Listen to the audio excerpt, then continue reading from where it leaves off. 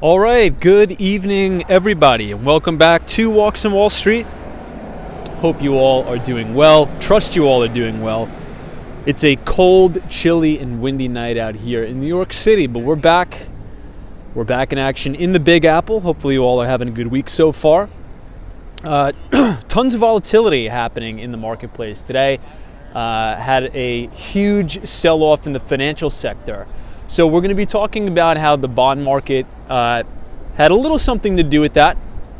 Now, if you remember, over the past, I'd say 3 to 4 months, we've been putting really aggressive weighting, I should say, as it relates to conversation on the bond market on the stream. And naturally, we've been talking a lot about real estate. So, the movements in the bond market over the last 12 months are causing some disturbances in the marketplace, especially with, Silicon Valley Bank and the like. Hold on one second. I think my internet is going out. Give me 1 second.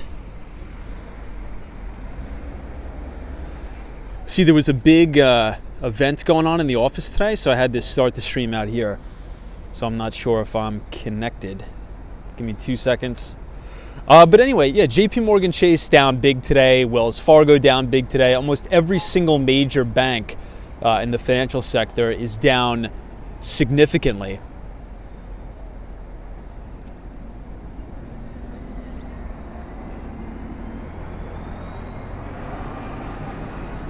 I think I may need to restart this.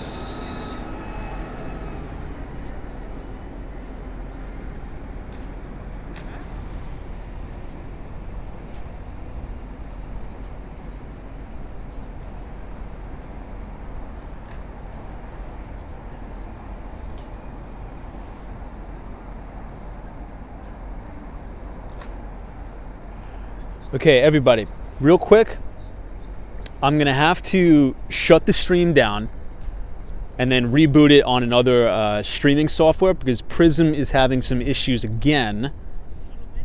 And I think I may need to restart. Give me 1 second. Or maybe we just had a glitch. Give me 2 seconds here.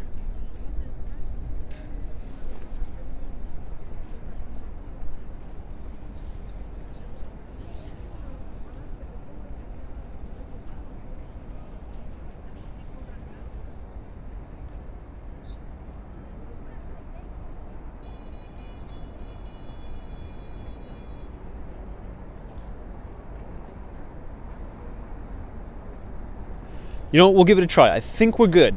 let me just go ahead and close my laptop here, and we should be good. I think just my phone is glitching up. See, sometimes what happens when I use my other phone that has all of the storage capacity taken up, the messages come in a little bit slower than usual, so I do apologize for that.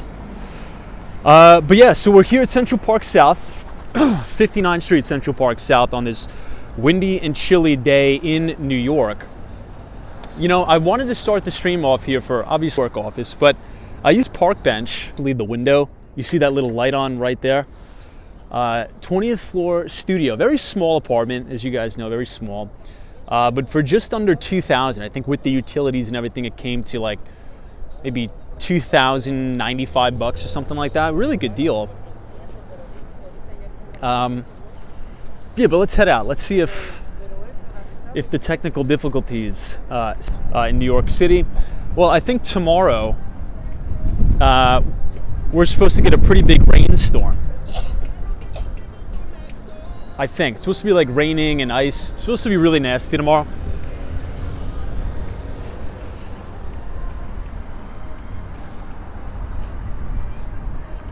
All right, let's see if it's still buffering now.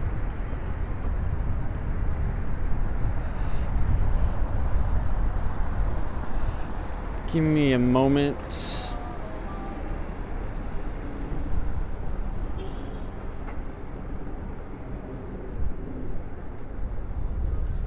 Okay, we shouldn't be buffering. Maybe we're just having some difficulties here because it's near Central Park. But also, whenever I travel back and forth between Manhattan and Florida, sometimes you need to reset your network settings on your phone to reappropriate your phone to the correct LTE bands. But anyway, hey Hawaii, good to see you. Austin City Limits is here. Dan Zhang says, hey Tom, welcome back to New York. Thank you, Dan. Appreciate it very much. It's good to be back. It is a little bit chilly, and I think tomorrow we're supposed to get a pretty big storm. I think it's going to rain almost all day, all the way into Saturday too. Now, the bad news is, and this is the Park Lane Hotel, by the way. They fully renovated this. It's actually really nice on the inside, but you know, the bad news is if it gets down to like the mid-30s tomorrow, we could have a pretty significant ice storm here in New York. But fortunately, I don't think it's going to be like that. I think it's just going to be some wet mess, which obviously I'm not a fan of. So a lot of differences coming from Miami. You know, I was there for about 2 weeks, maybe like a week and a half, but every single day was bright sun, 80 degrees, I think 86 degrees for the high right around 3 p.m. And then at night it would actually get pretty nice all the way down to like 75. It was absolutely gorgeous there. So it's going to take some time to adjust. For sure, but we'll get it done. Richard Vogel, good to see you. Hey, Sabrina Fair, welcome. Now, it may be a short stream tonight, guys, because this is a little bit chilly, but today was a very volatile day on Wall Street. Extremely, extremely volatile. And I think the main theme for the day is contagion.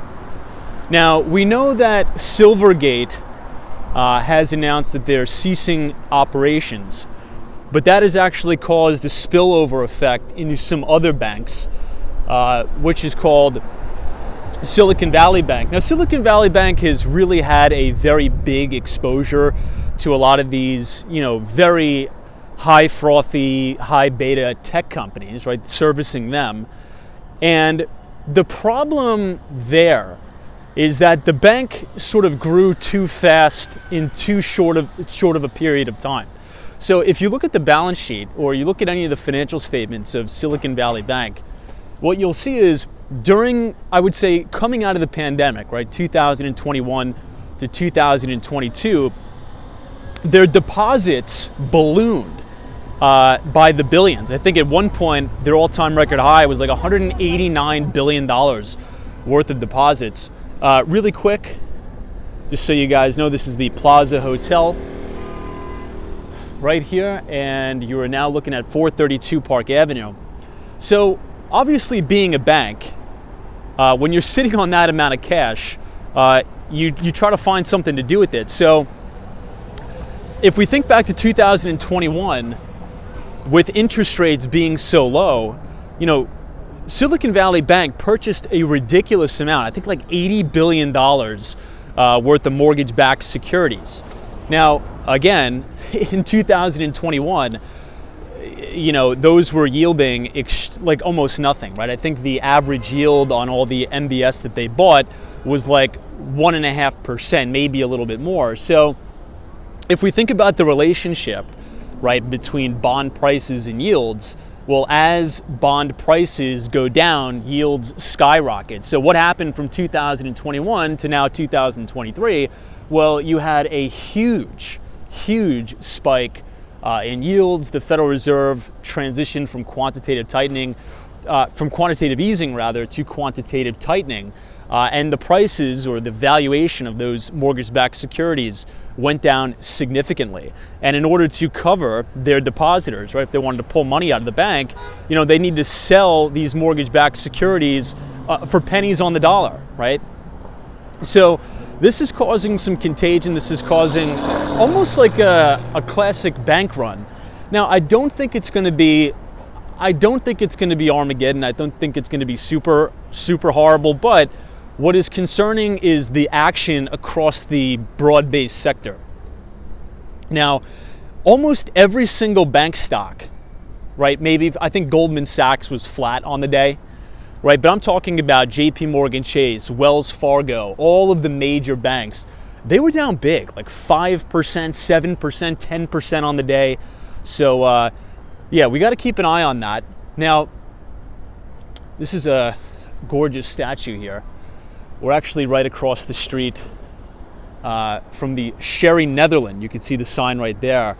And I always point out that the Sherry Netherland is significant because Jesse Livermore unfortunately passed away right in this building. Jesse Livermore, if you ever read the book Reminiscences of a Stock Operator, the book was based off of his life. Yeah, Ryan Beck's is borderline capitulatory in the banks. Now, it's, you know, I remember talking about this on the stream. Here's the Apple Store to your left. This is actually the Trump Tower here. Almost looks like no lights are on at the top. I think or Donald Trump and his family still have their primary residence at the top. Not sure about that, but we talked briefly about how the cryptocurrency environment, the cryptocurrency markets have had their major, I guess you could call it their Enron events, right? Their black swan event, right? With all the FTX debacles and all the other major hedge funds like 3 Hours Capital blowing up, which has caused a huge capitulation event in cryptocurrencies. But we haven't really seen that with equities. So maybe this will be the scapegoat or the black swan event that creates one last final flush out in all the major equity indices. I mean, take a look at the S&P 500 today, guys. The S&P closed solidly below the 200, the 50, and the 100 day moving average again. And you're seeing these moving averages compress. Now, whenever you see moving averages compress, there's usually going to be a big volatility event one way or the other. So maybe this will be a huge waterfall sell-off, kind of like what you saw in 2018 when the market bottomed, 2020 with the big COVID sell-off. So maybe, just maybe, this will be the capitulation event we need. I don't know, what do you guys think? Hey, Custom Built American Fire Trucks is here. Good to see you, my friend. Welcome to New York City. MBA Elias is the SVB story, has now overshadowed tomorrow's jobs report. The SVB is now the lead story on local news. Yeah, now I think, in my view, I really think I'm trying to figure out how I should word this. Because there's a lot of different people calling for, like, this is going to be what brings down the financial sector and this is what is going to, cause contagion. But do we know the exposure that some of the other major banks have to Silicon Valley Bank and the like, such as JP Morgan Chase, Wells Fargo? Now, by the action in the stock price today, You would guess perhaps a lot, but that I just don't know. The real, and look, I'm not an expert on the situation, but from doing a little bit of diligence and looking into it, it really just seems as if it's what I explained, right? So Silicon Valley Bank, during the bull run, they had a huge influx of capital. And obviously to grow their loan deposits, they look for places to put the money. But they bought about $80 billion in mortgage-backed securities that was really really yielding nothing, right? Obviously, because of where rates were at the time. So some of you may be asking, well, Tom, can't they just hold on to the mortgage-backed securities and just collect the income, and why do they have to sell them? Well, yeah, they could, but if you have to cover customer deposits, it's called forced liquidation. You have to sell your assets so the customers can get the money out, right? And this is sort of what is called a bank run. So it's unfortunate. Think about the losses they are taking on these assets. Not to laugh about it in a good way, but it's really significant. So we'll see. Usually these events and a bank run, it compounds on itself day by day. So we'll see. I think the stock is down another 30% after hours, is it not? Hey, Abdullah's here. What's up, Abdullah? Good to see you.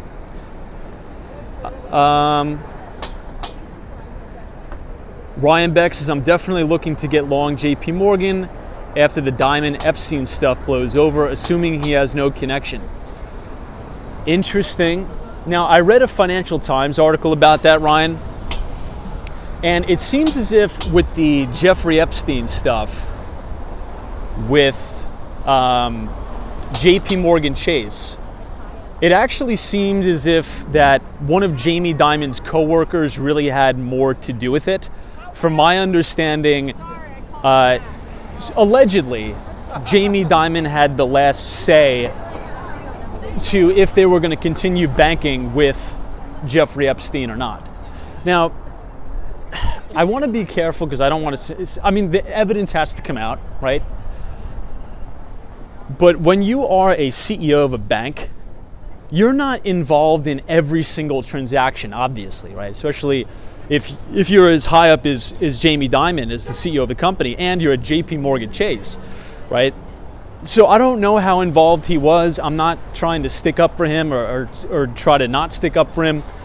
But at the end of the day,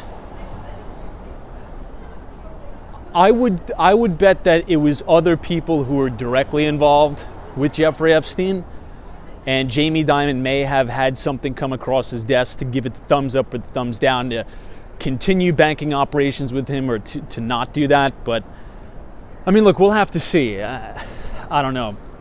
I would be really disappointed if the latter happened. Hey, Sabrina Fair, good to see you.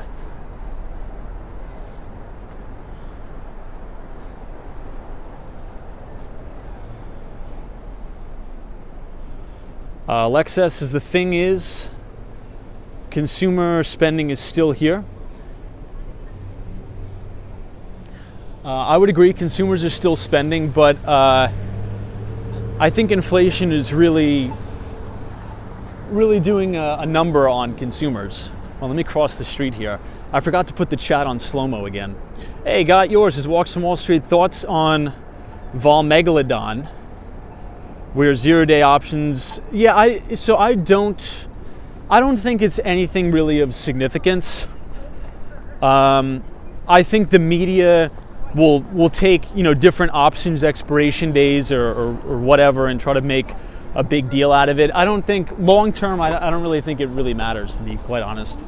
I think more of what matters and I'm more concerned about is this Silicon Valley Bank and if we're going to have any contagion. I think that's what's most real. Well, we're on East 59th Street.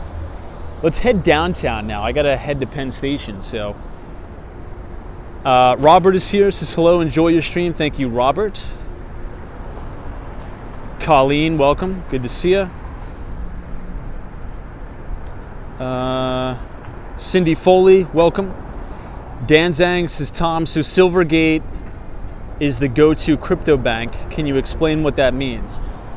Well, essentially what happened with Silvergate is they were a bank, and I think originally they really weren't involved in crypto, but they pivoted their business model to go all in on cryptocurrencies. Now, the problem that I see there, and you guys sort of know my thoughts on the whole crypto environment, is that I believe, right, from the, if you just look at securities law, the vast majority of these alternative coins or these crypto projects are all securities, in my view, right? Some people would agree with that, some people would disagree with that, but you can't just create these coins or securities out of thin air and market them to investors or customers without any sort of, disclosure or regulatory oversight. And what we've seen over the last 2 years is a major implosion in the broader based cryptocurrency markets, right? If you think about a lot of these, altcoin projects, and especially with these stable coins. So when you have a traditional real bank that's FDIC insured and that could borrow money from the Fed, right? And then in turn make loans to cryptocurrency companies, right? Because the reason why I say companies, because they are just software companies, right? These crypto coins. You don't think these companies are just going to go out and use that money to speculate in the crypto markets?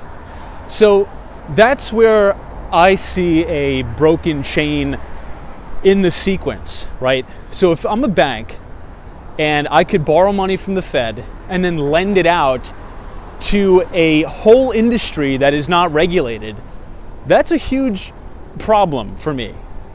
But look, I think we've talked about this before, that I really do believe, well, I know, that Gary Gensler and everybody else over at the SEC is really going to hammer down and develop clear frameworks on regulating cryptocurrencies. Because what happened over the past year, right, even with the FTX scandal, the Terra Luna Ponzi scheme, it is, guys, people lost fortunes with this stuff. And clearly, even if we learn from 2008 financial crisis, usually what happens is the regulators step in after everybody loses money, right? This happened in the 2008 financial crisis. It's very reactionary, what I like to call oversight. It's never adapting to prevent. It's never preventative oversight.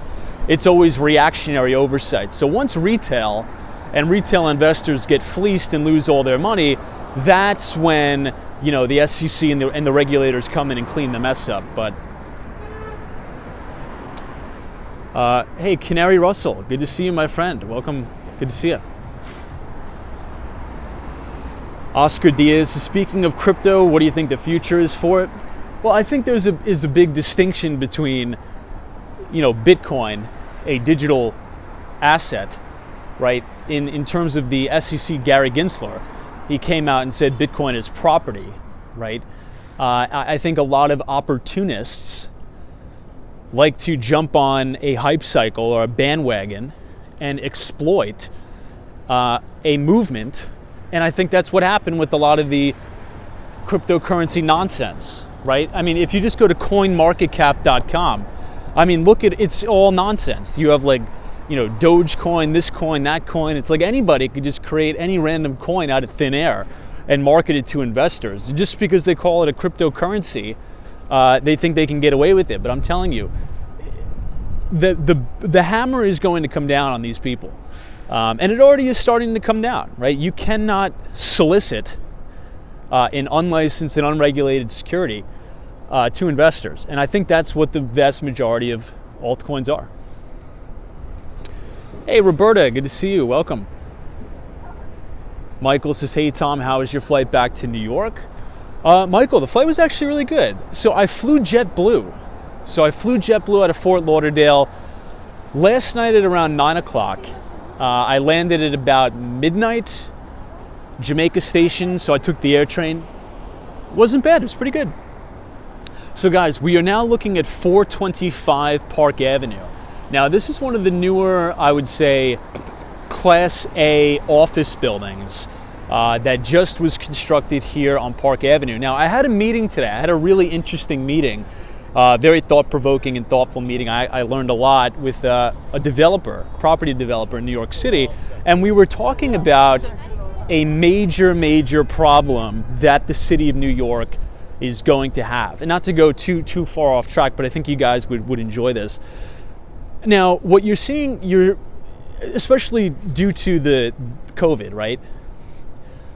Essentially what is happening is employees are coming to the office less frequently, obviously, but you're never going to bring an employee back to an old dusty office, right, from the 1980s, like many of the office spaces are here in New York City.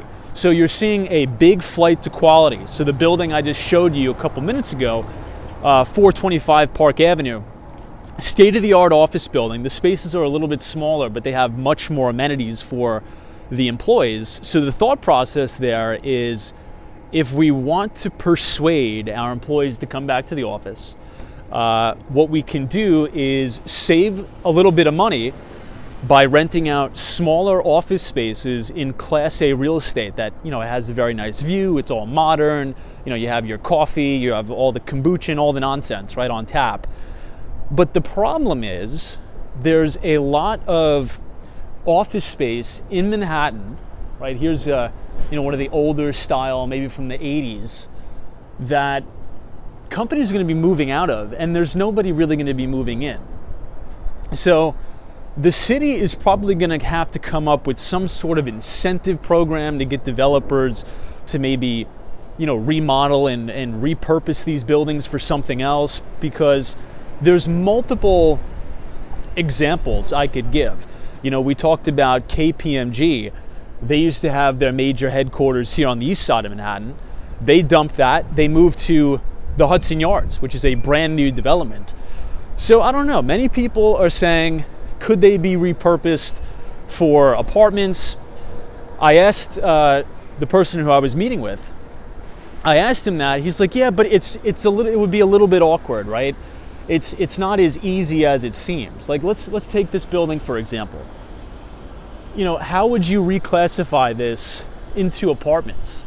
The floor plans are awkward. It's going to look like you're living in an apartment. So I don't know what's going to happen. I mean, the city's going to have to do something. Either give tax breaks or subsidies to developers to try to repurpose these buildings, but it's going to be interesting. I think you're going to see a continued flight to quality.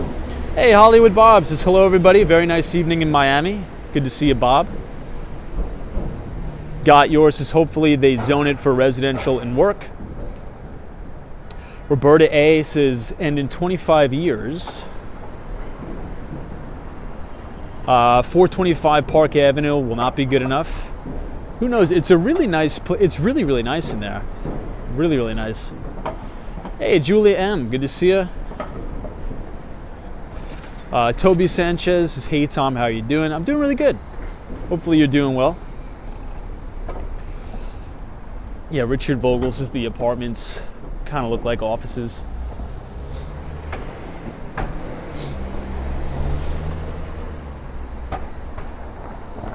Okay, now we are at East 55th Street. We're actually going to be coming up on Jeffries here in a minute. Very notable financial firm to the right. Ryan Beck says, Tom, I watched the YouTube video today about a high-rise in Hudson Yards that apparently is tilting an inch or so, and it's currently vacant until they find a solution. Have you heard about that? Dude, I have not. You know what that reminds me of? That story reminds me of what's going on, or I think they may have fixed it. Is anybody here in the chat from San Francisco? There was some tower in San Francisco that was leaning a pretty significant amount. It was actually sinking into the ground. I'm not sure if they found a solution, The last I heard is they're using like a hydraulic press to pump water into the foundation so it lifts it up. It was kind of strange how they're trying to do this or trying to accomplish this, but yeah, I mean, I think that's going to be a big lawsuit. It seems like developers are doing a chop job on a lot of projects. Ryan Beck says, I'll find the find the video and email it to you. Thank you so much, please. TC says, good evening, Tom and all. Good to see you, TC. Welcome.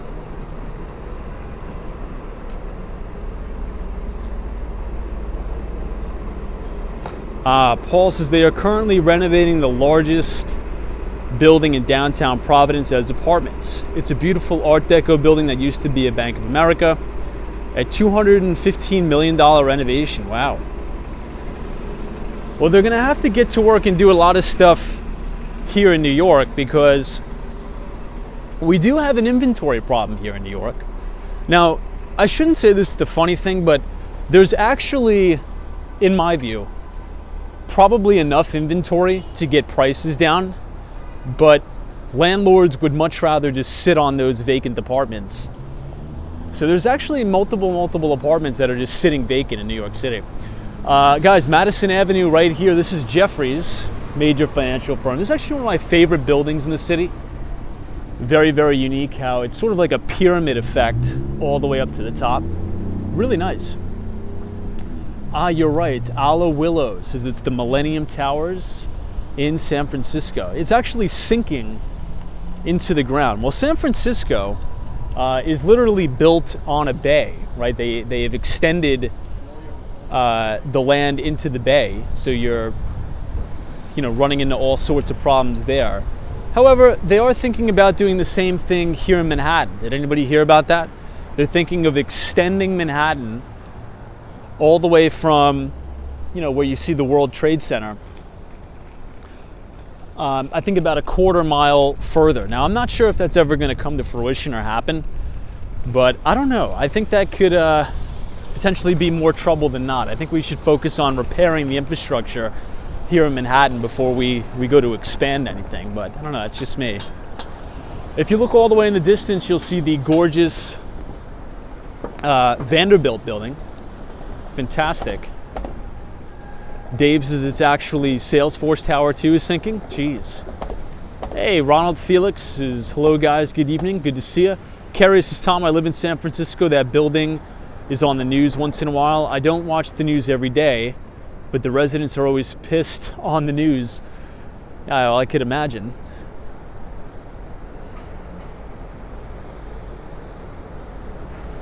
Sabrina Fair, yes, it's all built on landfill, you're correct. Mimi is here, good to see you.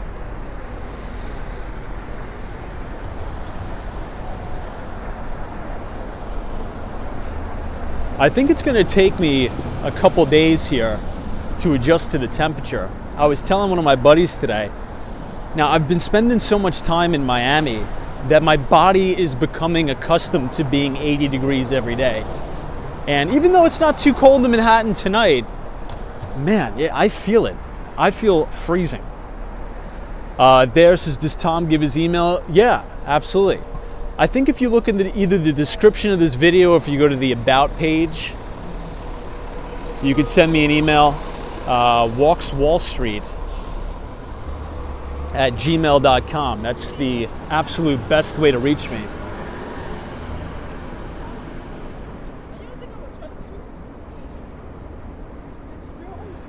Dave says, ironically, it's not gray.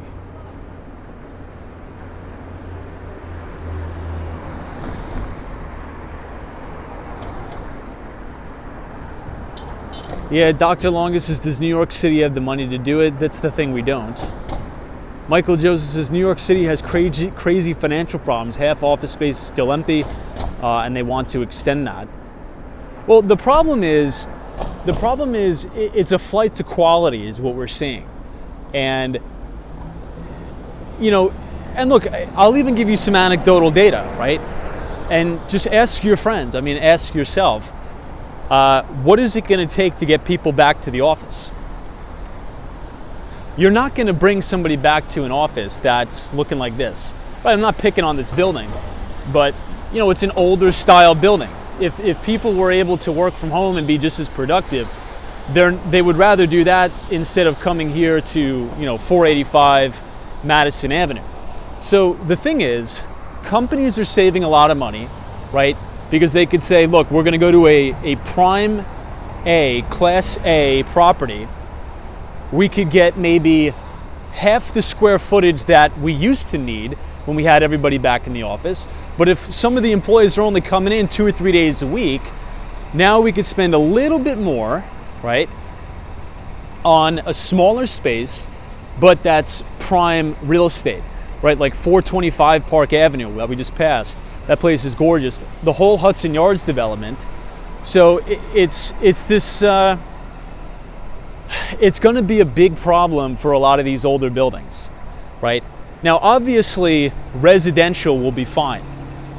I truly believe that because people want to live in the city. People want to live in Manhattan. But a lot of the office space is totally vacant.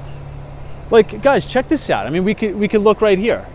Now, I don't know what the situation is here with the lease, or maybe somebody's moving in, but you could see everything's empty, right? Going all the way up here. Everything is completely empty. And if you'll notice, this is an older style building. Ryan Beck says, I wonder if there is a correlation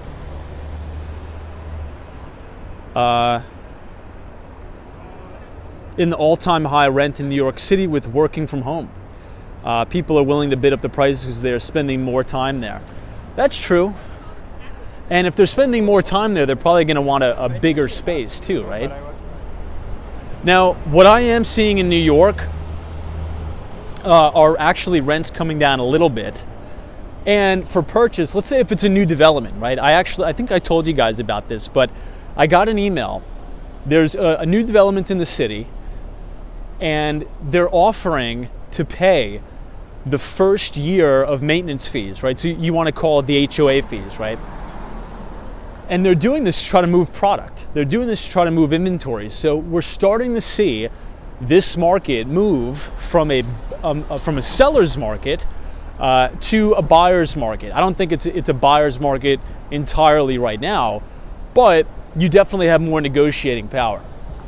So I'm seeing that from a lot of the new developments here, is they're offering to waive the first year of those fees. Now, I got to point out this building. This is, I think this actually is called the Millennium Tower right here.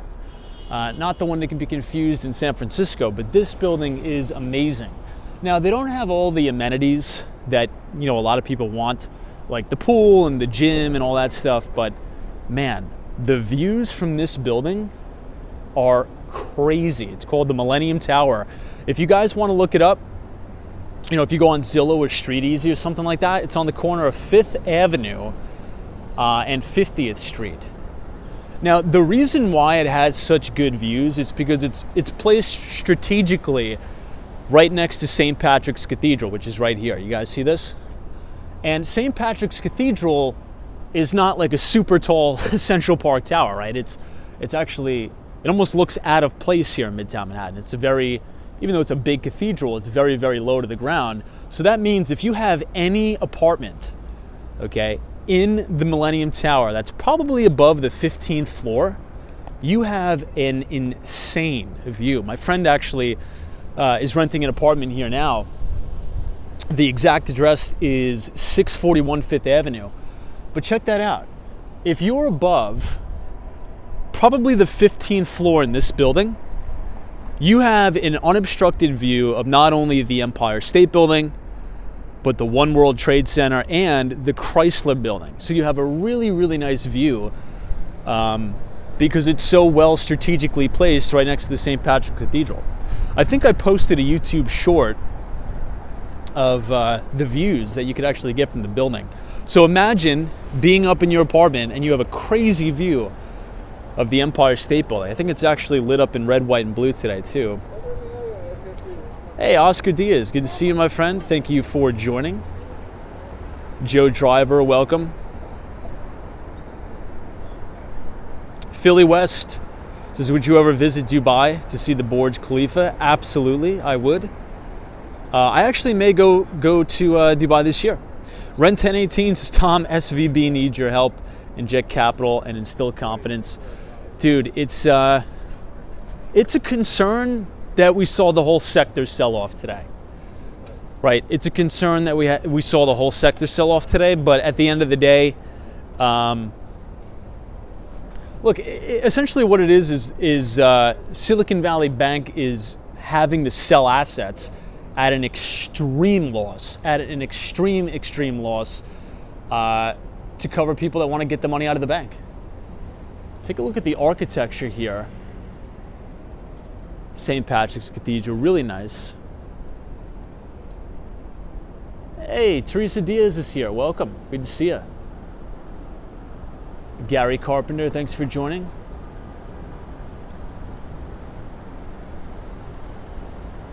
They still have, I don't know if this is Christmas lights, maybe a little bit of both, but they have it up nonetheless. This is 30 Rockefeller Center. Got yours. Is we also need to ask ourselves if work got done at home during the pandemic, did we really ever need to go to offices to get work done? Yeah, I mean, for me, again, the way I explain it and the way I think about it is it's really, really hard to build a career, especially if you're young, by working from home. Right? And so think about this in your life, right? As you say that, you've probably already established yourself and made those connections within your career, within your companies. But think about when you were just graduating college. This is a really nice view with all these American flags here, by the way. This is right outside Saks Fifth Avenue. But, think about when you just graduated college. You got your first job, right? I'm assuming you probably built the majority of your network by going into the office, arriving early, staying late. I think a lot of youngsters are going to have a really difficult time building their network if they're just at home. Because you really make those connections by being in person. It's not like you could just go and say hi to your managing director if he's on Zoom, right? That means you physically got to call him, and you can't just walk across the room and introduce yourself and get to know people. It's different. So I think in some cases it's good, some cases it's bad. I think it's really bad for career development. That's what I would say. Hey, Michael Joseph says bank meltdown. Some regional banks are at risk. 2, if their loan reserve ratio is sketchy. Yeah, I mean, the entire sector sold off like crazy today.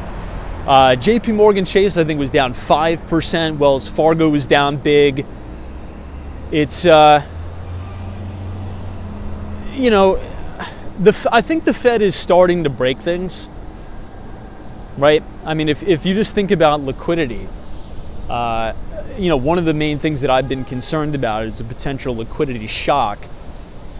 And when you have such a drastic change, right, such a drastic shift in the way people do business, because think about all the, like Silicon Valley Bank, for example, they banked with a lot of these tech companies that were not profitable.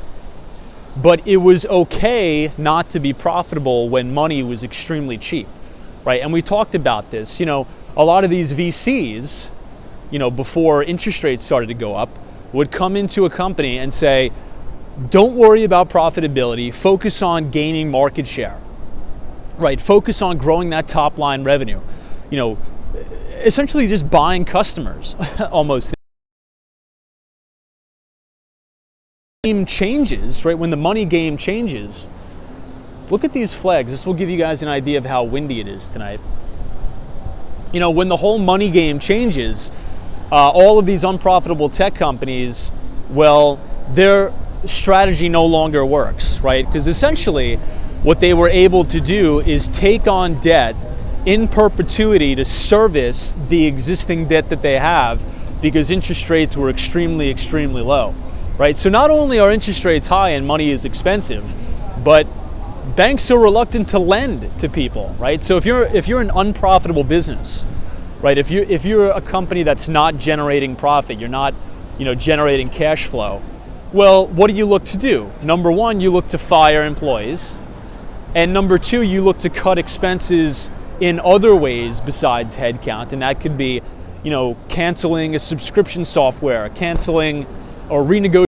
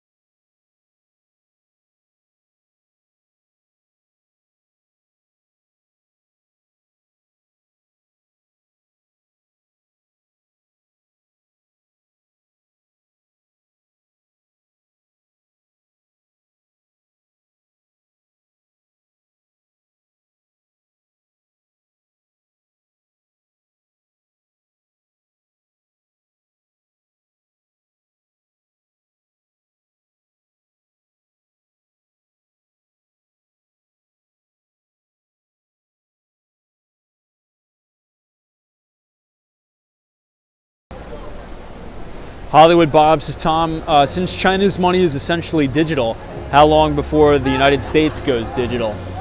Well, I've said this before. I mean, think about your everyday life, right? Oh, let's check this out. What is this? But think about how you operate in your everyday life.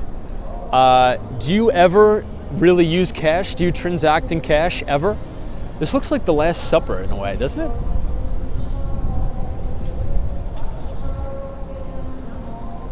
Well, anyway, I mean, I don't think anybody really transacts in cash anymore.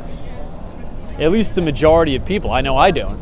All of my transactions are either through Apple Pay, Zelle, Chase Quick Pay. So you could even make an argument that our financial system is already digitized, right? And if you want to think about it further, all of the money outstanding, you can't actually cover it with physical cash. So, if you have $25 million sitting in a bank account, it's not like you could walk into your bank and take out $25 million, right? I mean, I guess you could if you really wanted to, but they literally would need to order the money for you. You would need to go to the teller, they would need to order the money, and you'd probably have to pick it up in like 2 months, 3 months. So my whole argument for all of these people who are so against a digital dollar is it's already digital, right? And the argument on their side is, well, if the dollar is digital, the government could just go into our accounts and take our money. And to which I say, the government can already go into your accounts and take your money, right? If the government really wants your money, they will go in and take it. Newsflash, hello. So, I don't know. I really don't think it's a concern. The way I equate it to is anytime we have a new technology or a new shift, you have a percentage of the population resisting it all the time. So I actually think it's a positive, to be honest. This is FAO Schwartz. You know, this actually used to be near the Apple Store. Mimi7914 says, you are naive. Sorry, Tom. Maybe. Mel says, I had to get a document from a mortgage company, and they said a fax request. Who faxes anything? Yeah, I know. I don't even remember the last time I used the fax machine. Hey, Rad Fink. Good to see you, my friend. Edward Adams says, FYI, Rockefeller Center rink is closing on March 26. Got yours. Says, credit cards are the way I pay for everything, earn points, and it's other people's money, no direct risk for me. Yeah, that's one way to think about it. I mean, the financial system is really digitized anyway, right? Maybe where I could see a concern is, you know, with these CBDCs, right? Central bank digital currencies. But over time, the way we transact has always changed, right? There's a really good book, and you don't have to read this book because you want to learn about cryptocurrencies, but the book is actually really good to learn about the history of how humans transacted, right? So if you read the book, The Fiat Standard, right? It is a book, you know, the second part of the book is all about Bitcoin, but the first part of the book has nothing to do with Bitcoin. So if you don't even want to learn about it, just read the first part of the book. But the first part of the book gives a history on how humans have transacted throughout history, right? We used to, you know, have a barter system, right? Back in the day.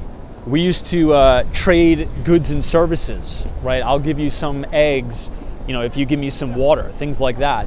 So it's always changed. It's always evolved, right? We went from, you know, trading seashells with each other to banknotes, to a gold standard, to fiat currencies, right? So if you want to bet against history and say, oh, we're never ever going to change our monetary system, we're never going to change our currencies, well, you're just betting against history. It always changes, right? If you look throughout history, we always have a new way of transacting goods and services, from a barter system to exchanging seashells to gold to silver. So to think it's not going to change, I don't know. I wouldn't bet that way. I don't know.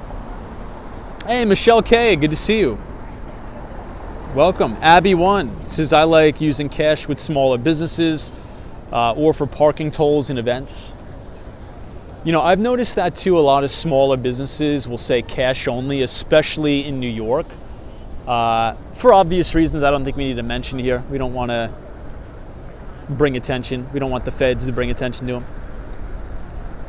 Yeah, Rad thinks his online banking has changed everything. That's another good point. When's the last time somebody here wrote a physical check? Right, think about that. When's the last time somebody actually ripped a check out of their checkbook and wrote a check? Probably not for a very, very long time. You know, now anytime I need to send money to friends or something, I just use Chase QuickPay. Does anybody use that? Very easy. Got yours. Says, I have to laugh at most all crypto. They're all trying to sell people on speed transactions where Visa can do 24,000 a second and ETH can do 30 per second.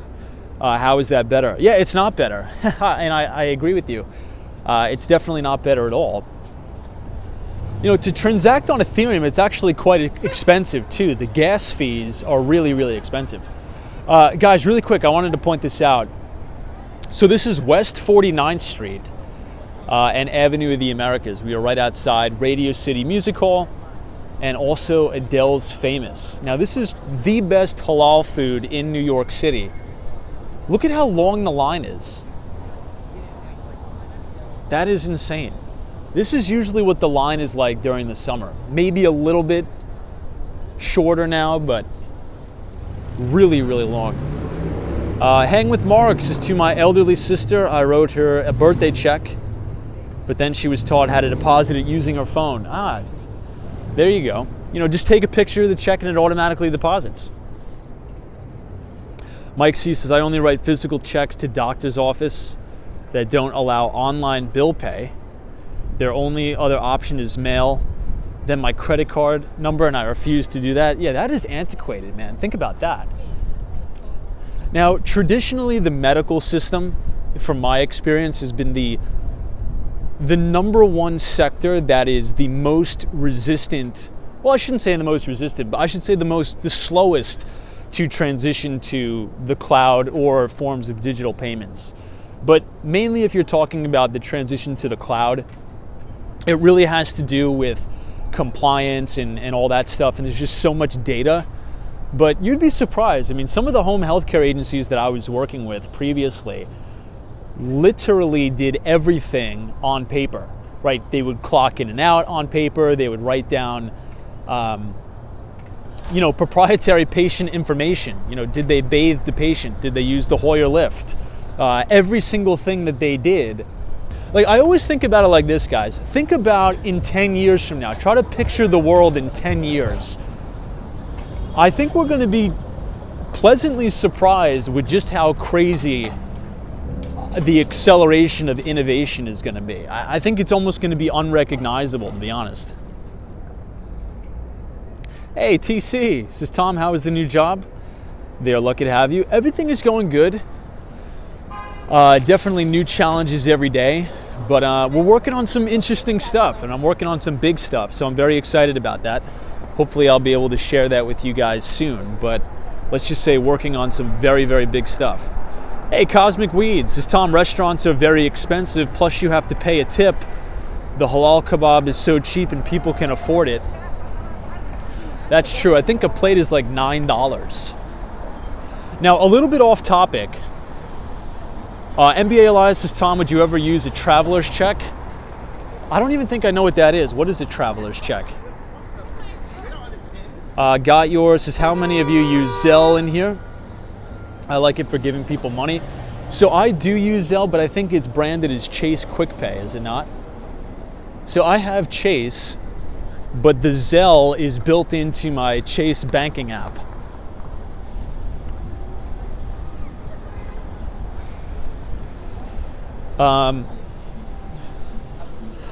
Mike sees his traveler's checks. Man, that brings back memories. I don't even know what that is.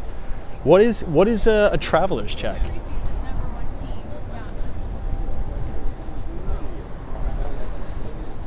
Man, maybe, am I too young for that? Everybody's saying they love traveler's checks. Hey, Daryl's here. What's up?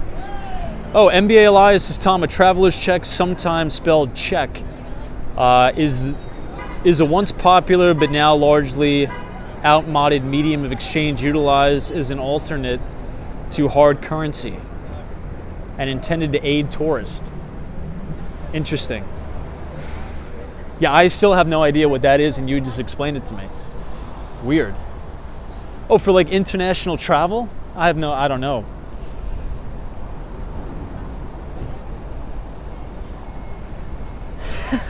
Keith is like, Tom, Google traveler's check. I will. Oh, you know what I forgot to do? And this reminded me. So now that I'm walking past my old office, I was going to integrate the Jeff Bezos interview into the Nightbot, but of course I forgot. I'll do that maybe when I get home. But you guys got to look at this interview. It's such a good interview with Jeff Bezos. And the interview is all about how he started Amazon. Now, I won't tell the whole story because I've told it so many times, and I don't want to ruin it for all the new people. But yeah, I'll drop it in the link in the chat tomorrow. But essentially, Jeff Bezos, his first job out of college, he actually worked for a quantitative hedge fund. And the quantitative hedge fund, it's actually right in this building. It's called D.E. Shaw, David E. Shaw and Co. It's in the Marsh McLennan building here. And obviously the founder of the hedge fund is David E. Shaw. So, yeah, I'm not going to tell the story because I've told it so many times and I don't want to ruin it, but it is such an incredible story of how Jeff Bezos came about to start Amazon. So check it out. I'll remember to put it in the chat tomorrow.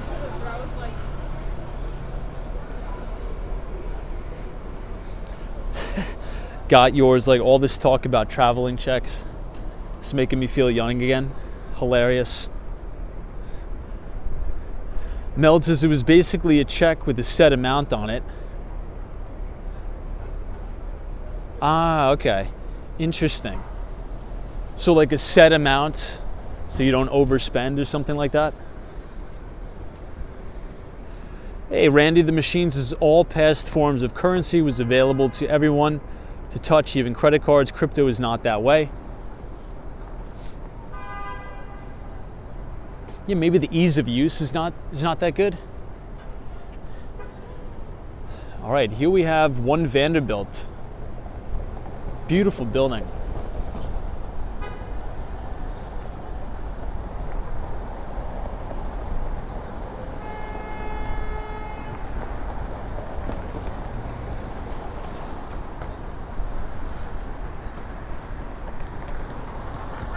Well, I think it is proven, there's been many studies done on this, that digital cash actually reduces crime.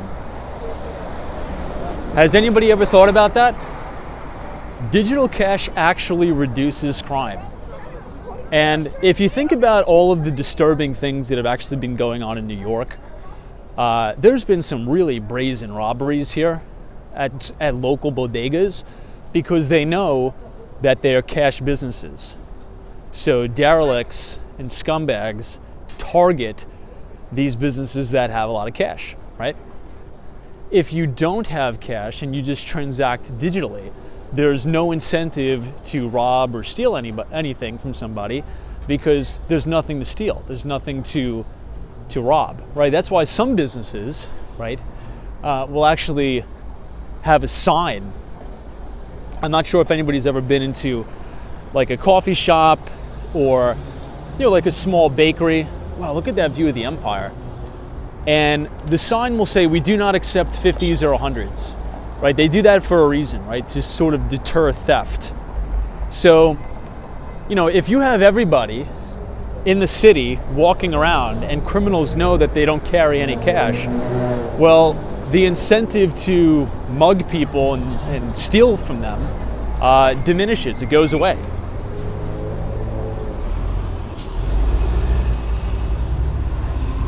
Now this is by far my favorite color scheme on the Empire State Building. The classic red, white, and blue, that is awesome.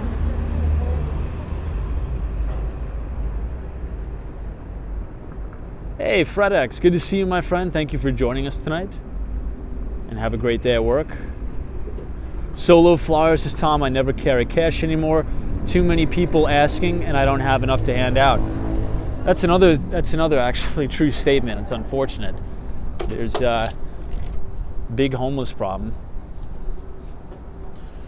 And let me say this, to play devil's advocate here, I do understand people's concerns with central bank digital currencies. I do understand those concerns. I do understand those concerns with an expiring currency, right? In China, they actually may be trying out currency that expires. So you have to spend the cash or it expires. That I am extremely, extremely against for obvious reasons. But, you know, maybe to never say never, I don't think that would ever fly in the United States, in my view. It just wouldn't happen.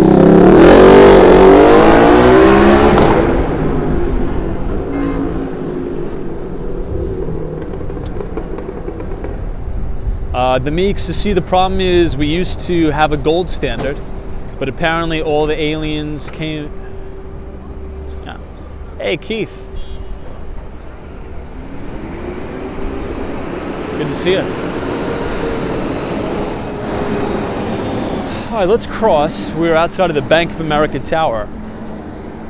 Bank of America sold off harsh today. Now, here's another thing. You know, somebody was talking about gold. You would think with all the craziness that's going on, you would think gold would be rallying, but actually quite the contrary. Gold and silver were down today.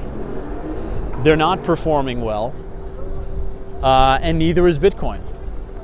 Lex S says, I just read that unattractive people are more likely to wear a mask. Okay. Hawaii says there's a lot of fraud schemes involving cryptocurrency. Tons. Tons. And I think that's what's going to make this Silvergate and Silicon Valley Bank thing potentially even worse. I think there's going to be a lot of additional things that come out of it. I think what's going to come out of this is they're going to find out that these banks were lending to fraudulent companies. That's one of my predictions from all this. All right, let's cross here. We're crossing near the Salesforce Tower, Mark Benioff's building.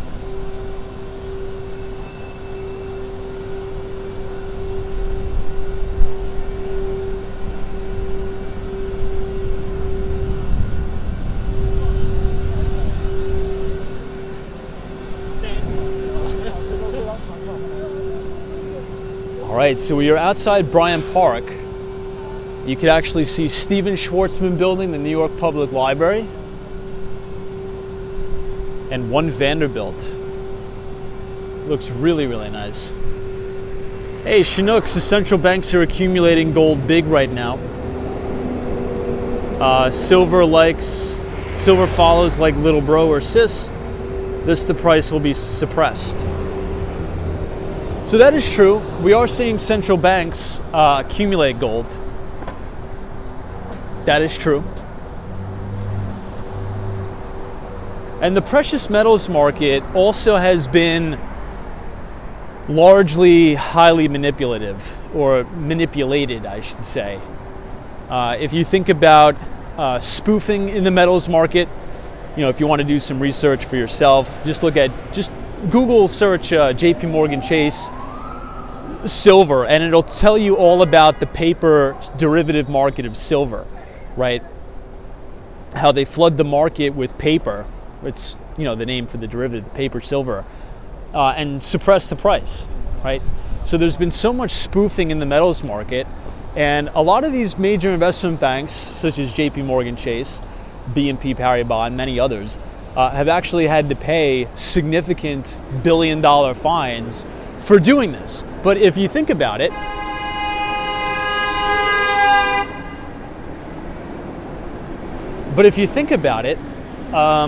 this is the Bank of China, by the way, that we're passing. If JP Morgan and all these banks could make, you know, for example, 20 billion manipulating the metals market, and they only have to pay a $2 billion fine, well, to them, that's just the cost of doing business. Hey, Joe Driver, what's up? This is Tom. Did you read the... No. Whoa, I did not. I did not read that. Hey, Ben, what's up? Does anybody ever rent out their car on the Turo app? I have not. I don't have a car. But I would be interested to see if anybody else is doing that.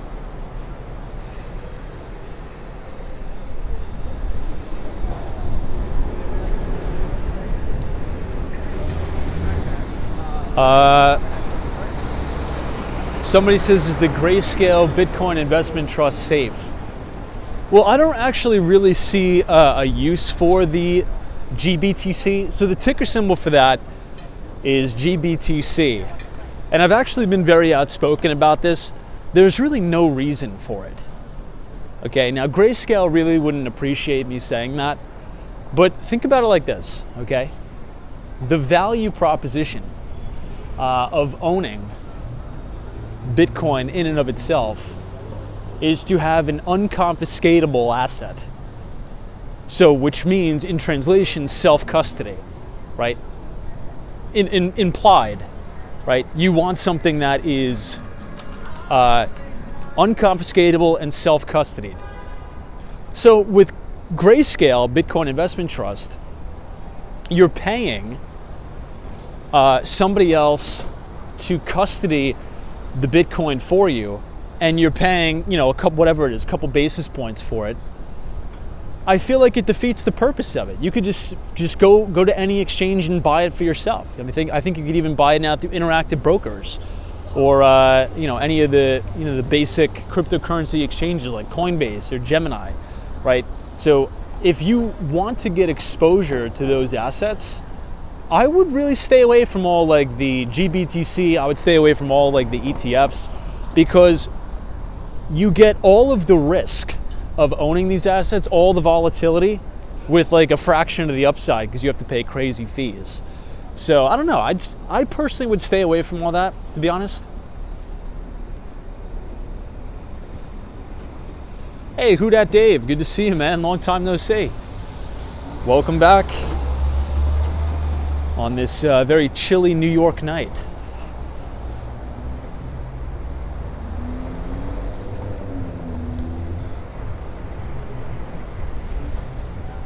Mimi says Grayscale BTC is like holding gold in GLD. It's a little bit different, because think about it like this.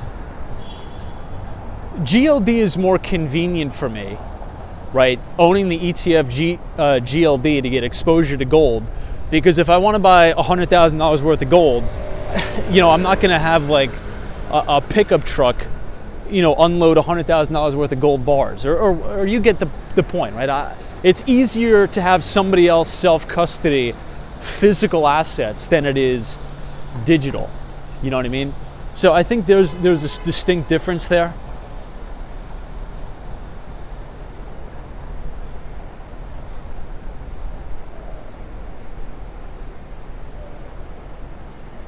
Hey, Lil Yell, good to see you. This is flying to New York City tomorrow. It's going to be great. Ooh, dude, you're coming in right at a crazy time. Tomorrow is supposed to be really bad weather. It's supposed to rain almost all day, and all the way into Saturday too. It's going to be like downpouring. Hopefully the weather changes though, but I'm glad you're coming to New York. I'm still adjusting to the temperature. I mean, it's not even that cold out, guys. It's actually a really nice night out, to be honest. But my body is adjusting. I'm freezing. I am freezing. Coming from 86 to 40, that's a big difference. That's like a 40-degree temperature difference. All right, so we're coming up on Herald Square. One of my favorite restaurants of all time, by the way, is right on this street, West 35th. Maybe we'll actually have time to walk past it. Maybe I'll actually go there tomorrow. It's really one of my favorite restaurants of all time.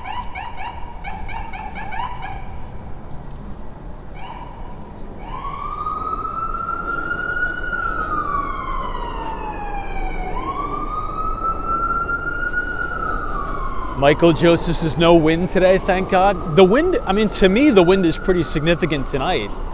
The wind is howling tonight. Oh, team, I forgot. So we do have to talk about something. And this has to do a little bit with the the Silvergate and the other bank that is imploding, because Silicon Valley Bank, and Silvergate. So Silicon Valley Bank, we talked about how obviously in 2021 they had their deposits balloon, right? I think they grew their deposits to over 180 some odd billion dollars. Maybe it may have been more actually. But they needed to find out what to do with that money. So they bought about $80 billion of mortgage-backed securities. Take a look at the moon. That is a really cool looking moon there. I'm not sure if that's full. It may be like 90% of the way full.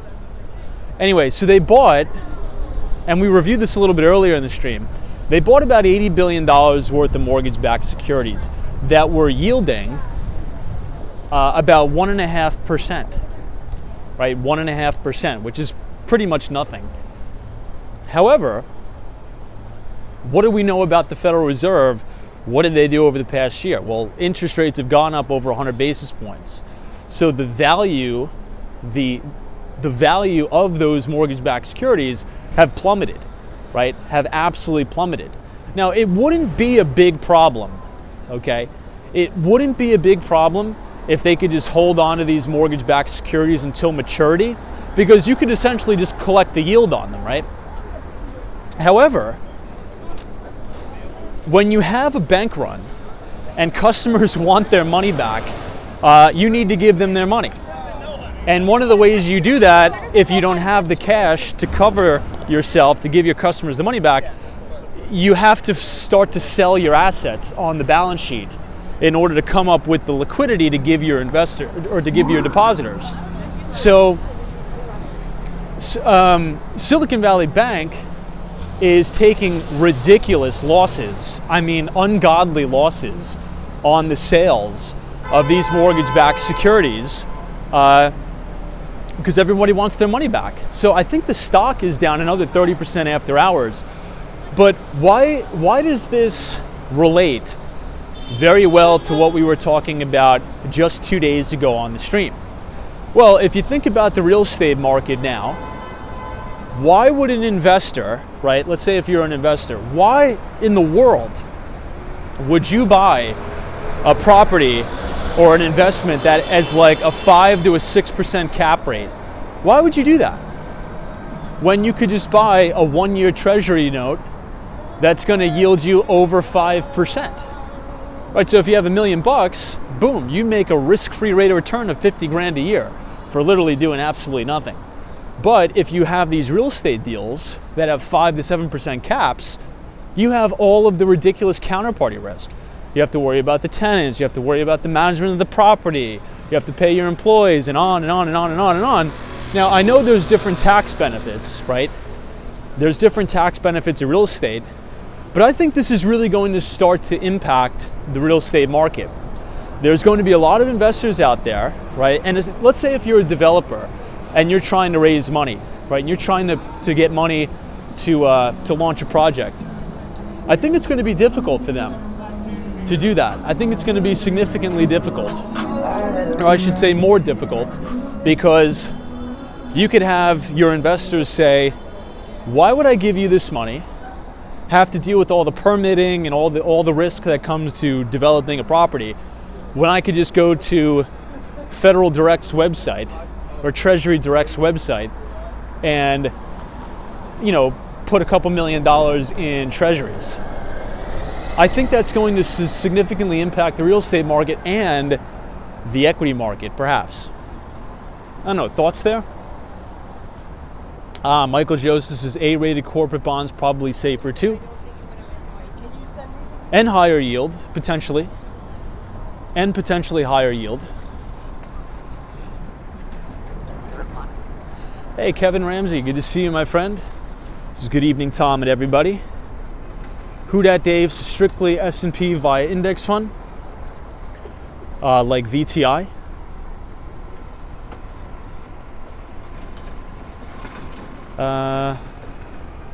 Give me a second.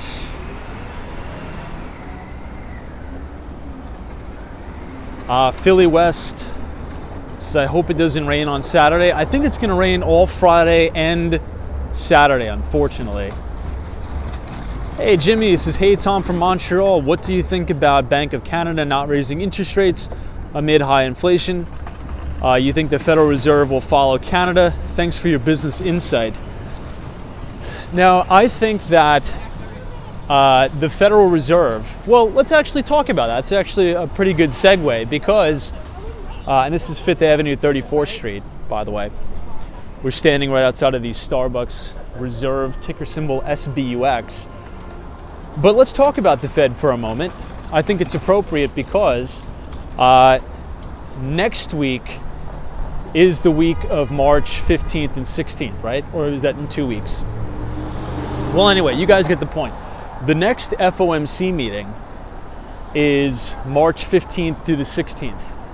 And that is when here in the United States, the Federal Reserve or Fed Chairman Jerome Powell will be updating his monetary policy decision on if we're going to leave rates unchanged, if we're going to cut rates, or if we're going to increase interest rates.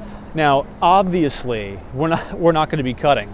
We're not going to be leaving rates the same. If you actually look at the futures market, after Jerome Powell's testimony, which I thought was a disaster, not because of Jerome Powell, but because of our politicians. I just want to make that clear. But after that testimony, there is actually a 50% probability we actually get a higher rate hike. We actually go for 50 basis points. Now, if that happens, that's going to rock some stuff, in my view. Because that means Fed funds rate now has a 5 handle. So you have a 5 to 5.25 Fed funds target rate if we get a 50 basis point rate hike. The 10-year Treasury will probably be solidly above 4%. I think today the 10-year U.S. Treasury was actually down a little bit. And the 30-year fixed rate mortgage will probably be somewhere around 7.5, 7.25, 7.5. I think as of today, according to bankrate.com and CNBC, the average 30-year fixed is right around 7%. So usually what happens is global central banks, right? World central banks. You know, on this stream, we mainly talk about the Federal Reserve because we are in the United States. But if you think about, you know, the BOJ, the Bank of Japan, if you think about over there in Canada, the central bank in Canada, their policy usually, right, not all the time, but usually follows that of the Federal Reserve. All of which except the Bank of Japan, because, you know, we know about the BOJ. They are essentially, you know, leaving interest rates negative in this environment. But for reasons we could argue and fight about another time. Obviously, Japan has a very unique situation, but I personally think that the Bank of Canada did the wrong thing. I think they should continue to raise rates, in my view. Made says Japan holds the most U.S. bonds. Good to see you, Made Ghost. Thank you for joining. NBA Elias says, Tom, what the Fed's doing is causing this banking distress. Then perhaps they won't be doing that or much more tightening. Well, they're definitely causing the stress, but I think they've inflated the bubble. Right? Central banking and fractional reserve lending, which is the standard that we're running on here in the United States, creates these really, really vicious and exacerbated boom-bust cycles. So we're essentially unwinding 14 years of easy money policy. And I think I said this before, and many of you agreed, many of you disagree with me, but there's been a lot of talk on Wall Street and on Main Street that we are entering an abnormal environment, where I would actually have to respectfully disagree. I think we're actually getting back to normal. It's not normal to artificially suppress rates, right? It's not normal for the Federal Reserve to balloon its balance sheet, to put pressure or to put downward pressure on yields and to provide a ridiculous amount of liquidity. But essentially they had to do that during the great financial crisis to save the integrity of the financial system. So I actually think we're getting back to normal, and thank God for once, you know, savers will actually be rewarded for doing the right thing. Guys, check this out. Ball and Bobcat says, I think the Fed meeting is in 2 weeks, not next week. It's March 15th to the 16th, so I think you're right. I think that is in 2 weeks. It's another really good view of the Empire. Now, I wonder why it's lit up in red, white, and blue tonight. Does anybody know why? Usually there's a reasoning for that.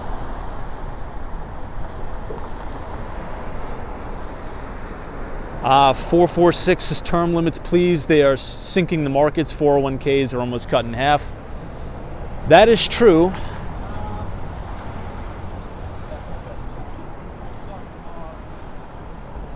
But if you guys are enjoying the live stream so far tonight, feel free to leave a like on the video. Click the subscribe button if you're new. Share the show with your friends. We do these live streams about 5 days per week between New York City and Miami, where we walk around the city, talk about the financial markets, have a good time. We'd love for you guys to join us. Mike C says, I think as soon as they can go back to ZERP without breaking the system, they'll do it in a heartbeat. Yeah, I mean, it's interesting because what is the main common denominator, or I should say the abnormality, excuse me, of why we can't just keep printing and printing and printing money and providing stimulus now, right? Because that has been an argument for a lot of people. They're like, well, if we've been doing this for 14 years, why can't we just keep doing it now? Well, we have runaway inflation right now, right? Before, even when monetary policy was really, really loose, you know, inflation was actually running below the Fed's target. I mean, do people remember that? You know, I was joking with my friend, and Mike C brings up a really good point here. I was joking with my friend the other day, and I said, you know, if you think back pre the big C, right, pre-virus, the CPI report was like a nothing. Like, nobody ever paid attention to the CPI report. Like, they would cover it on CNBC for like 2 seconds. But now it's like everybody's on the edge of their seat. Like, what's CPI going to be at? Because it was never a problem before, right? You know, if you remember correctly, Fed Chair Jerome Powell would actually come out and say, you know, we wish we had a little bit more inflation. We wish inflation would pick up a little bit more. But now that we have the opposite effect, where we're actually having problems bringing inflation back down to that 2% target, we're going to have to keep rates higher for longer. So until we see material improvement in inflation, which, yeah, we're seeing it in some parts, but not all sectors of the CPI, I think we're going to continue to stay high for longer. Hey, Zabach says, Tom, everything I own has to be paid off. I bought a mansion in Spain next to Bill Gates' house. Very nice. Hey, Melissa 2087, good to see you. Thank you for joining. Mimi says, printing money only made the riches richer and caused inflation. That is true. I think what really blasted inflation through the roof is the major supply chain crisis that we had, right? Yes, it was printing money. Yes, it was the government on the fiscal side of the house, you know, passing out dollar bills to everybody to stay home. But if you really, really think about it, what caused this inflation was, yes, government spending. Governments are the only people who do create inflation. But it was that coupled with supply chains literally grinding to a halt. So think about it like this. They told everybody to stay at home, hide under the covers, and, okay, here's $5,000 to every family. Go order a bunch of stuff off of Amazon, go buy homes, and go spend money online. And everybody did that, but here's the thing. Nobody was working to produce those goods. So you had no goods, but you had record demand for no goods, which was obviously a recipe for disaster. So stay home, you know, eat garbage food, order things off of Amazon, and buy homes with no inventory. And, oh, by the way, it's going to take you 2 years to get your products because nobody's at the factories making the products because we shut them down. So, I mean, when you really think about it, it's really sick. Like, it's like really obvious and really crazy why anybody would think like this wouldn't cause this catastrophic inflation. It's like so obvious in hindsight.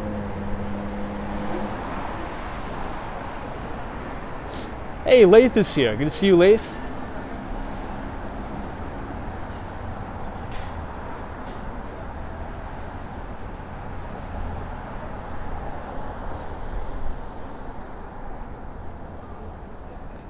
Yeah, Austin City Limits says there was no trucking. There was a shortage. Ali Star says governments create inflation, ? In Australia, it is businesses profiting from the last 2 years. I would respectfully disagree with that, but I see your point. Hey, Lath is here. Good to see you, Lath. Says Tom, this is exactly why Canada is screwed. 3D says, Tom, what is the name of your favorite restaurant you were talking about near Herald Square? I'm blanking on the name. Hanbat. Hanbat. It's a very good Korean restaurant, extremely good. Now, it is a little pricey. I would like to warn you about that. But at the end of the day, guys, this is New York City. What restaurant isn't pricey? But yeah, that's a great restaurant. It's 35th Street, right on the northernmost northwest side of Herald Square. The spelling is HAN space BAT. Very good. I would recommend it. 2 thumbs up. Somebody says pay more capital gains, Tom. Made says devaluation of the US dollar, bringing it away from reserve status. Thousands of ships off the coast of China.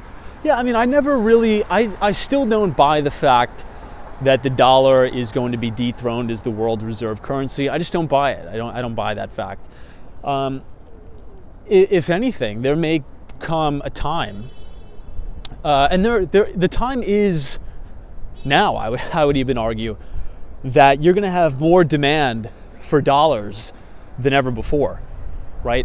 And you also have to keep in mind that the central bank, right, the Federal Reserve has been dollarizing the world, right? So we've been dollarizing the world, funneling cash around the globe.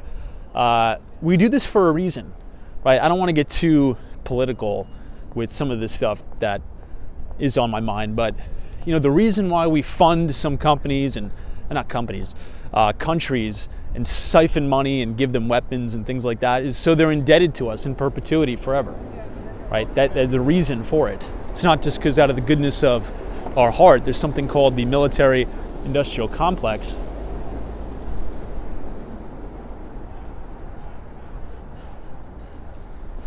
Now, I got to ask you guys something. Hold on, let me check the battery. All right, we got a couple more minutes. Really quick, this is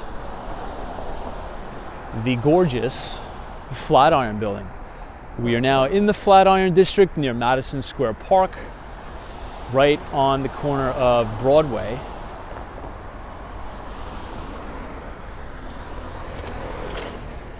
Hey, Oscar Diaz, thank you so much for your very kind and generous $5 donation. This is Tom. With all this talk of high interest, economic distress, and the like, are we going to see anything like the Great Depression of the 20s?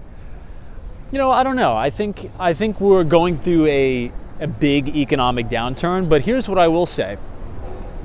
This is going to create so many ridiculous opportunities that I'm like convulsing. I seriously lose sleep over it. I think we're going to have so many opportunities that it's not even going to be real. Particularly in the real estate market, where I'm going to bet big is the multifamily space. Now, here's why. Before my phone dies, I'm actually going to tell you why. I was going to make a separate stream on this to actually give you guys my thesis, but I'll tell you a little bit about it now. And again, this may not play out. This is just what I'm thinking.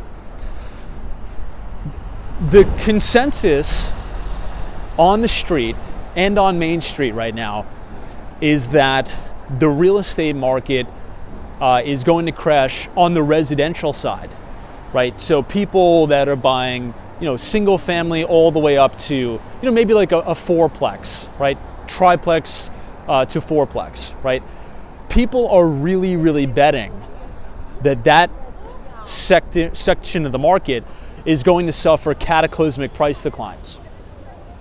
Now, I actually don't think so. I think the section of the market that is going to suffer potentially major price declines is in the multifamily market, specifically with investors or syndicates that have done deals from 2000, I would say the later part of 2020 until now. And here's the reason why I say that.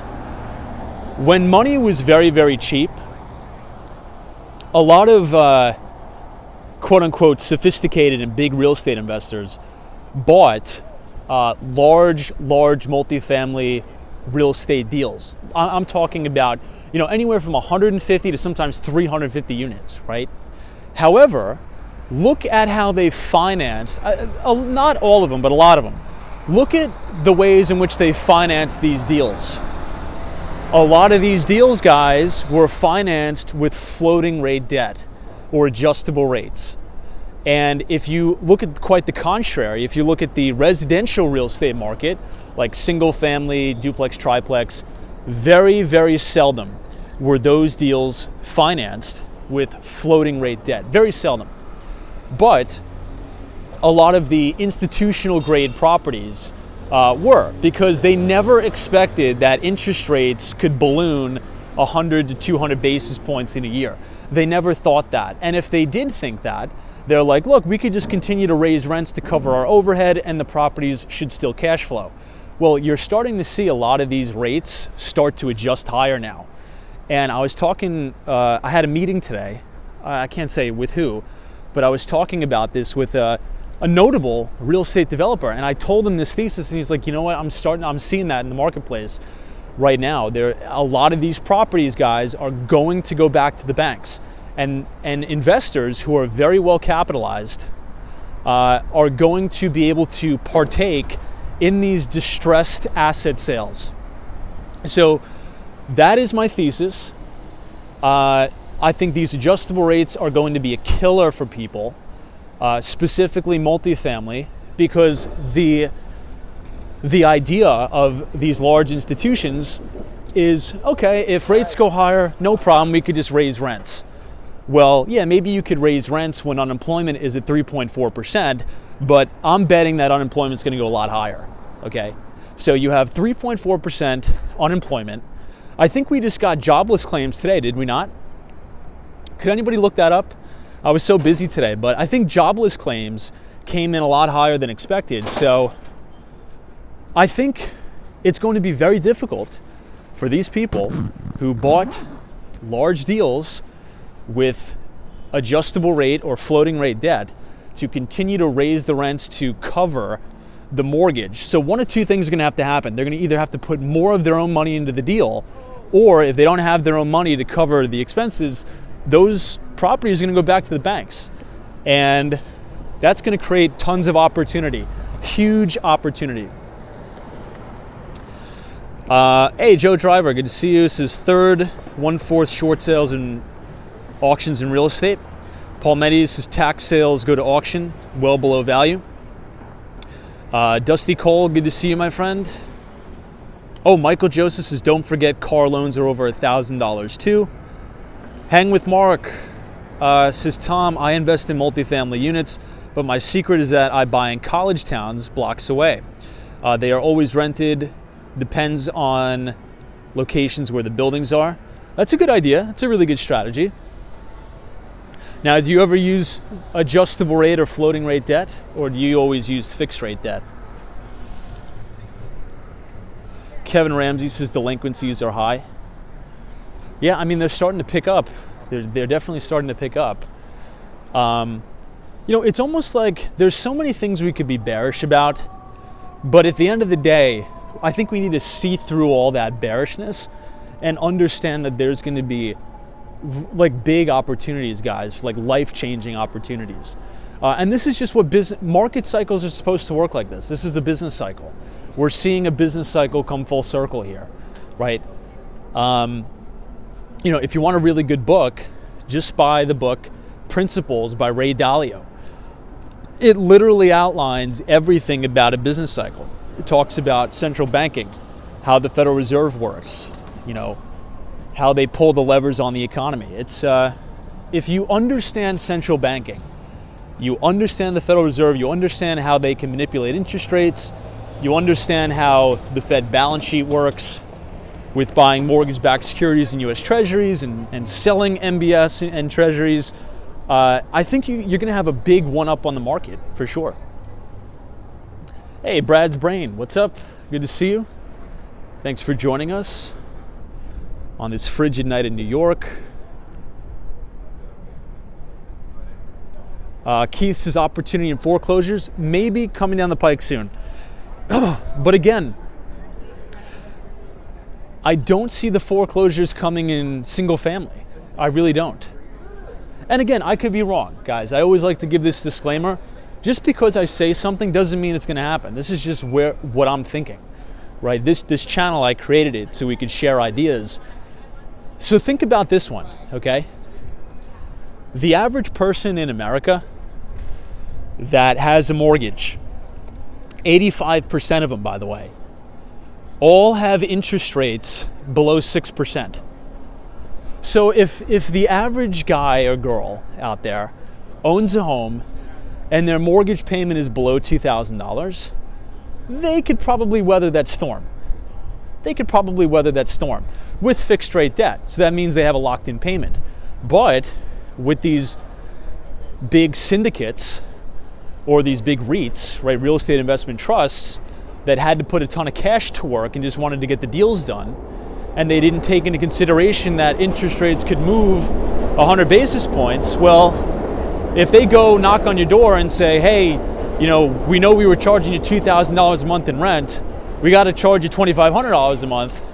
You know, if unemployment starts to tick up, people are going to be like, okay, pound sand. I can't afford a $500 rental increase. Then that's trouble for these people. That's trouble. So,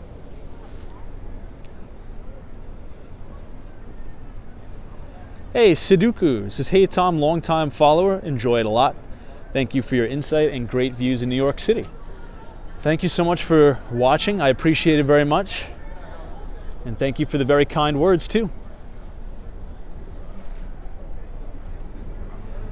Hang with Mark says, Tom, I bought city-owned multi-units for $1,000, fixed them, then pulled that equity to buy more back in the day. No conventional loans at all, but I did sell them creatively. Very cool. Love that.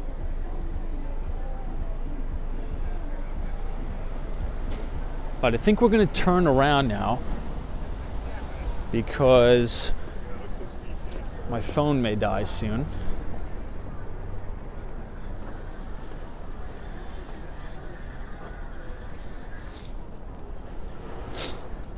And guys, I'm freezing. I think it's going to take me at least 2 days to adjust to New York City temperatures, even though it's not cold at all. But this is Union Square. So I think we'll walk down to 13th Street and then we'll make a U-turn, we'll head up.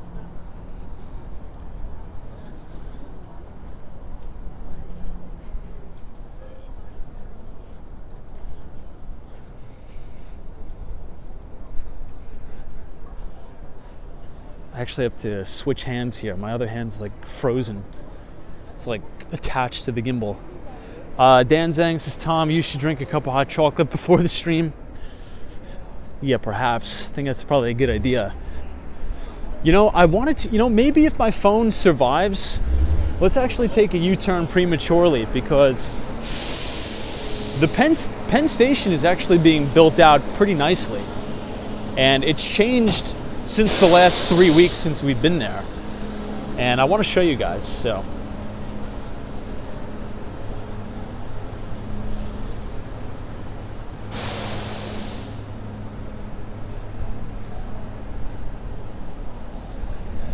Look at this outdoor dining complex here. Yeah, 831 says spring is coming. It is. Spring is coming. That's the good news, Pretty soon, before we know it, it'll be April, May, and then we'll be streaming in August where it's going to be 90 degrees. I cannot wait for that, guys. I can't wait to wake up in New York City, walk around Central Park, have it be, 80 degrees, bright sunshine. Oh, man, that is going to be awesome. It's coming. It's coming. I'm excited about it. Somebody says the streets are dead. What's it like at 10 p.m.? Yeah, the streets are pretty dead. It is kind of cold, though, tonight. But I do agree. The streets are dead today. Quite the contrary to Miami. Would you guys agree? Now, here's my thesis on that. It's spring break. So it's March. So a lot of college students, I think, are on their spring break. So they're all down in Miami, Fort Lauderdale. I mean, on a Monday. I think we did the live stream on a Monday in South Beach. And the place was rocking on a Monday. So I think a lot of New Yorkers are down in Florida. Wow, look at that view. That's what I call a rip your face off Empire State Building view. Love that.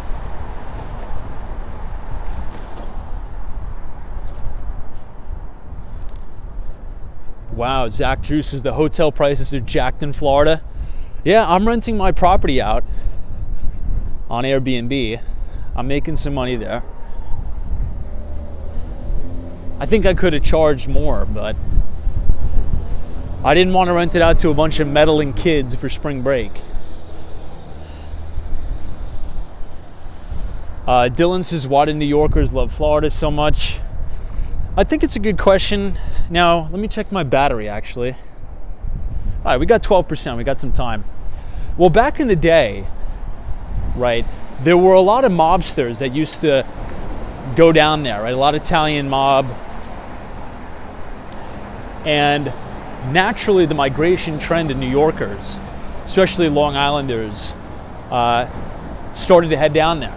Right? If anybody's ever been to, I'm blanking on the name because I'm so cold. I live there, and I'm blanking on the name.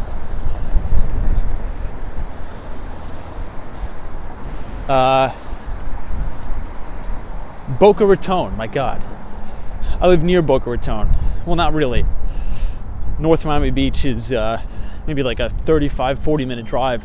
But anyway, places like Boca Raton, Fort Lauderdale, Miami, Southern Florida have always been big destinations for New Yorkers, especially snowbirds, right? So if you're retired and you have a place maybe in Manhattan or on Long Island, it's really nice to be here in the spring and in the summer and in the fall, but the winter can be pretty brutal in New York. Hey Sudoku, thank you so much for your $5 donation. Appreciate your support. Thank you for watching Walks on Wall Street.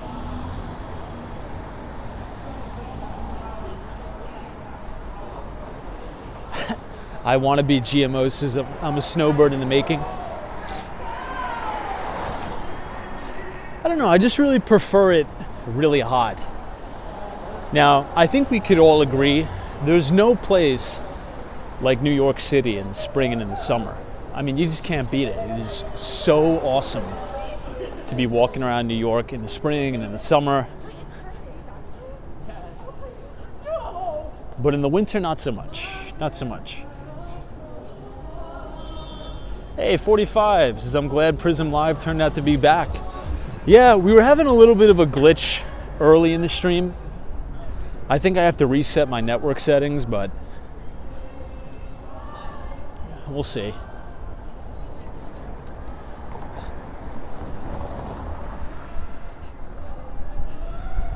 But yeah, what do we got? What do we got going on tomorrow, guys? Oh my God, non-farm payrolls are out tomorrow, are they not? Tomorrow's a big day. You know, this week has been so crazy for me that I cannot believe it's already Friday tomorrow. So guys, tomorrow, non-farm payrolls, I think. Am I going crazy, or could we get a fact check on that? I think non-farm payrolls are out tomorrow. Now, do we remember what happened last month when we got the non-farm payrolls out? They came in smoking hot, fire breathing hot. I think it came in at like 500,000 jobs, which is actually good, right? I'm not a sociopath. I like to see people gainfully employed. But as we talked about here tonight with the Federal Reserve, you know, they want to see the unemployment rate going the other way, right? Unemployment rate actually dropped last time. So hopefully tomorrow, well, it's kind of, I don't like saying that, guys. I seriously don't. I was going to say hopefully tomorrow we'll see, you know, the unemployment rate tick up. I don't want to see that, right? Because I'm not a sociopath. But man, I don't know another way to put that. I think you guys get what I'm trying to say, right? In order to bring inflation down, that's what the Fed wants to see. They want to see unemployment tick up. They want to see the cost of labor, so wages, they want to see wages stagnant to going lower, right? Because what's driven a lot of this inflation, by the way, has been increased wages, because there's been a huge labor shortage, right? That has added to the inflation like crazy. So I don't know, we'll talk about the report tomorrow, but I'm excited about it. I think it's going to be a big day. Yeah, Michael Joseph's jobs and inflation numbers, double whammy. Who Dat Dave says, I think it will be below 225K for tomorrow. Well, you may be right, because today we got the jobless claims, didn't we? And I think they came in higher than expected. So we'll figure it out. We'll pick up the conversation tomorrow. I'm going to cut you guys loose here because my phone is going to die and I need my phone to get on the Long Island Railroad. So team, thank you so much for coming out to Walks on Wall Street tonight. It's a beautiful night in New York. I'm happy to be back in New York City. It's a great city, and we'll see you guys tomorrow. So Abdullah, thank you so much. Mohammed, I appreciate you. Marcelo Gill, Chinook, Abdullah, Wendy England, Dusty Cole, Jeff W277, Palmettis, Who Dat Dave. Long time no see, good to see you again. NBA Elias, thank you so much for all your help.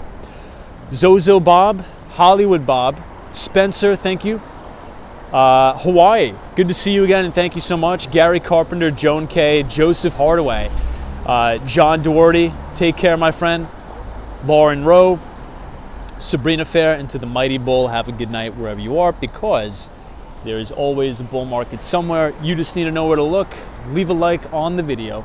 Subscribe to the channel if you're new. Share the show with your friends. We'll be back here live tomorrow at 8:30. Enjoy your Friday. Finish the week strong, and I'll see you guys right back here from the greatest city on earth, New York.